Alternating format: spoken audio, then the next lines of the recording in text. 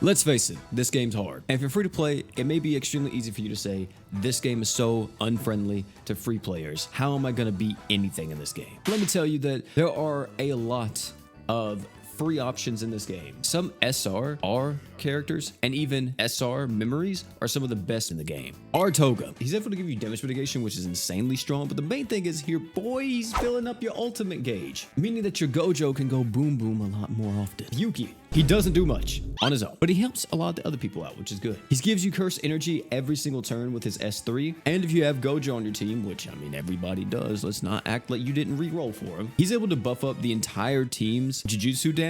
So if you combine this with Gojo's ult, well, yeah, you hit extremely hard.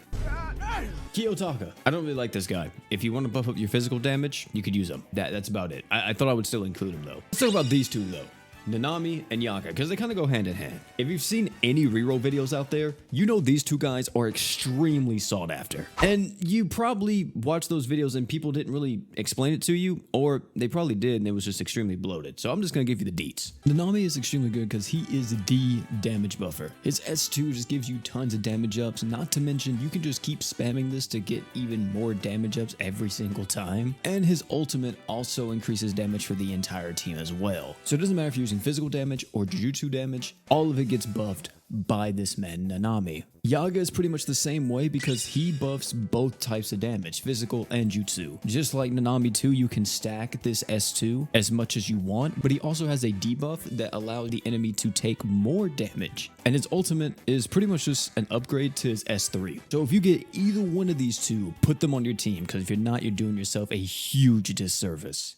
I promised you guys memories, so let's talk about them. Harmony and Breathing. It's an SR that you get from the gacha, and it's able to buff up everybody's damage dealt when you use your ultimate. Extremely good on characters like Nanami, Yaga, any buffing character out there. Being able to just use this to give your team even more damage ups is insane. If you want a few memories that can buff up your attacker's damage in general, here's a few memories right here that can actually do that. These are very good placeholder memories until you get the very broken ones later on in the game. These two SSR memories are from the Formidable Foe event. Both of them are insanely strong and both definitely have a lot of uses. The one with Jogo on it, or Pride as it's called, is a nuking memory. You put this on your Gojo or Yuta later on, or literally anybody who does crazy amounts of deeps, and they're going to get so much extra damage since it buffs up that jutsu damage. Just keep that in mind if you plan on using this on, like, you know, a physical character like Yuji. It's not going to help him, but anybody that does jujutsu damage, it will definitely help him. As for the other one, which is Excellent Shape, this one isn't as crazy as a nuke, but it is very strong